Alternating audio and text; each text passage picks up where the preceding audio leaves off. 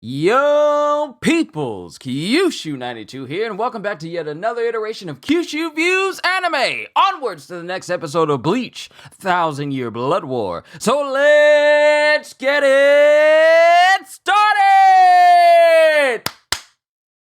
Last we left off, the captains who had their Bankai stolen got them back, but then the Quincy's decided to counterattack with the Vollständisch. Well, they're the girls that Bambietta was with. And apparently Bambietta having her Vollständisch active is, sounds like a bit of a bad thing. Alright, here we go. The Vollständisch. Okay, so I gotta say this. When it comes to the Quincy's powers in the 1,000-Year Blood War, just the overall color grading of their Vollständisch and powers is just so cool. Okay. And she immediately begins with blowing up Shinji. I'm over here trying to talk about the color grading and she just blowing people up. She's a walking bombardier. But you still got Komamura. Look at that crazed look on Bambietta's face. And Komamura knows better.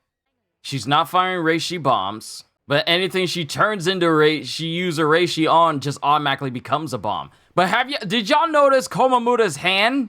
Did y'all notice his hand? Yo, there he is! The Jinka technique. Yo. So in order for Komamura to use this Jinka technique, he's got to tear out his own heart. Physically, tear out his own heart. The loyalty he has to Yamamoto is still as strong as it was the first time we seen Komamura. Yo! Okay, this dude's loyalty is resolute and absolute. I'ma say, Komamura in his human state he clean. Bankai! Kokujo Tengen Myo! Dangai Joy! Yo, let's go! This is what Kokujo Tengen Myo looks like. Yo, that's cool. That is cool. Yo, his Kokujo Tengen Myo is regenerating.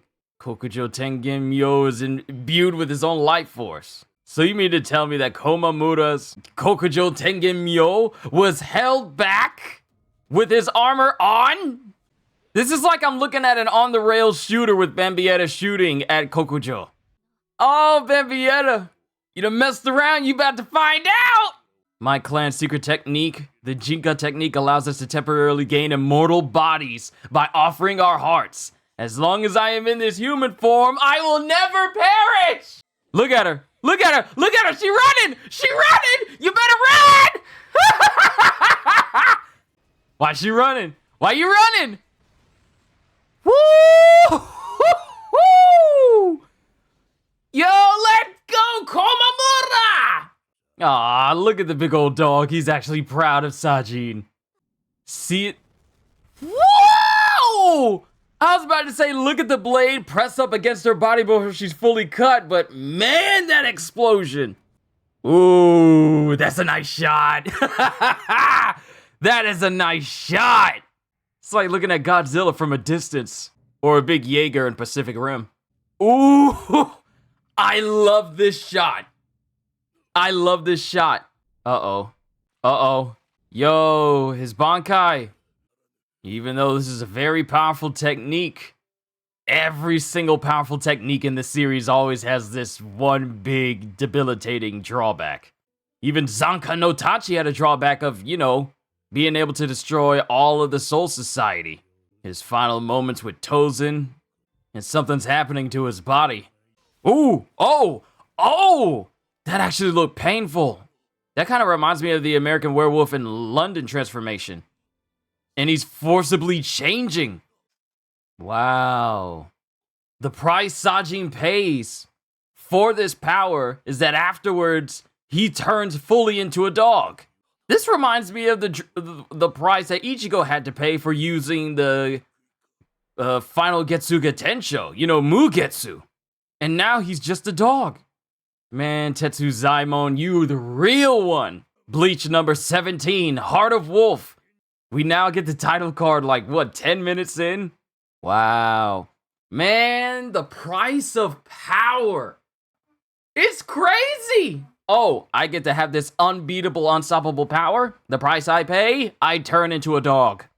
And now we have Sangdu, who last we saw got his hind parts handed to him by Hitsugaya. But why is Uryu there? Y'all saw Uryu, and Uryu's in front of BG9. Okay, Uryu, what are you doing? And we got Bambietta. See? You done found out. You done messed around and you done found out. And Bambietta literally just got defeated after having her Volsterndish revealed. And there's her squad. Oh, Jugram is about to fight now. Whoa! That's funny. He gets rid of the shield and it's all like, okay, that's nice. We had time to build another one. Whoop! Jugram's about to get serious. Yo, okay. Okay, he let up. And Jugram's just leaving. Ikaku, Shuhei, and everyone else. Oh, yeah, Yumichika. And the dude with the mask. He's right back up. Yo! Dude with the mask is kind of... Yo! With the elbow drop? I can't remember the last time I seen a full-on elbow drop in an anime. Uh-oh. What is that? Okay, someone just landed in the Soul Society and it wasn't another one of the Quincy's. Shuhei ain't done yet. Let's go, Shuhei. Oh, that clothesline. Yo. Kensei. So we got Kensei here and we got Rose. Yo, that's the end? That's the end of the episode? I thought we was gonna find out what the object was. We got Rose and Kensei here now. Okay. All right, it looks like we're back with Ichigo. How's that training going? What are all these memories popping up in Ichigo's head? Like, look at all this energy swelling around him. Look at Ichigo's eyes. What is going on with him? He still forges on, even though this seems like it's so incredibly painful for him. Yo. Hey, it's the lady. Now he's in her room? Okay. The heavens resound with deceit. The captive heart dances to the melody. Bleach number 18 rages at ringside. All right, ladies and gentlemen, yet another episode of Bleach. I gotta say, ever since I've seen Sajin Komamura, his loyalty, just his whole mannerisms and him as a character, one thing you know about him is his absolute loyalty to Yamamoto. And now we see that come to its resolution, its conclusion, with him basically giving up everything that he is in order to gain power that eclipses what Bambietta is capable of doing. Because at first, Bambietta's just like throwing bombs around, everybody's getting hurt. She literally knocks out Shinji as soon as her Volsterndish goes off. But as soon as Komamura shows up and he has this, he's using what his clan calls the Jinka technique. He basically becomes human, but he gains power. He basically becomes invincible. The caveat is being like, you give up your heart in order to get access to this technique. But he basically becomes invincible, and he just beats Bambietta.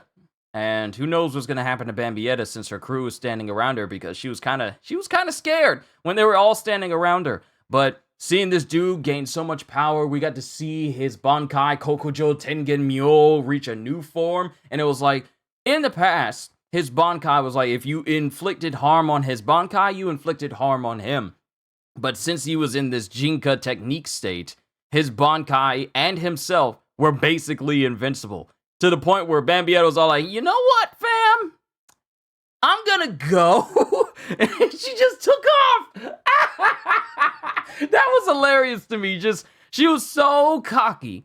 She was so boisterous. So keen on thinking that, you know what, my Volsterndish is going, so that means you guys are going to die. As soon as Komamura showed up and nothing she did affected him, it was all like, yeah, I'm gonna go. So that was hilarious to me. And then we got this big muscular dude with the mask who I thought was out, but he got brought back and he's clotheslines and elbow drops Shuhei, Yumichika, and Ikaku. It's funny. It's funny and crazy how strong these Quincy's really are. Jugram looking like he was about to score off with Shunsui and now. But then he's all like, yeah, you know what? I got some other things to do right now. So that's happening. Now we got Ichigo, who finally makes it to the last person's place in the royal capital, because we already had the cooking. We already had the cooking lady. We already had Oetsu Nemaya. We already had the healing dude and his healing baths. And he's currently training with Ichibei right now, but now he's made it to the final person's room. And it's just like full of cloth and everything. So is she like a seamstress or whatever? So it should be interesting to see. Sorry, nose was itching. But yeah, you guys let me know what you thought of this episode as a whole. I got some things to do right after this. I gotta edit this, I gotta eat my breakfast, and then prepare for today's reading of One Piece. So it's gonna be a very busy Saturday for me. But let me know what you thought of this episode as a whole. All I can say to everyone right here, right now, at the end of the day is, hope you all enjoyed. Can't wait to see you all in my next video. And if you enjoyed what you saw here today, then please, because it helps the channel, like, subscribe, and share this video with everyone you know, because the more the merrier. And because I am always looking forward to entertaining you. So have a fantastic day. And once again, as always,